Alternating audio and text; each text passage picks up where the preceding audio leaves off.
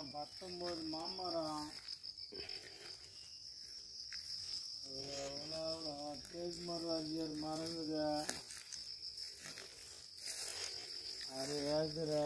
நல்லா சூப்பரான பூமி, செம்மண் காடு, மலை ஒட்டின மரம் தான் இருக்குது.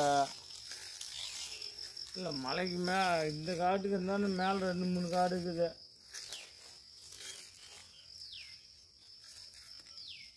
கரெல்லாம் உழவு ஓட்டி வச்சுக்கிறாங்க, சூப்பராக மாட்டில் ஏறி ஓட்டி வச்சுக்கிறாங்க. மாமரம் மட்டமான காடு.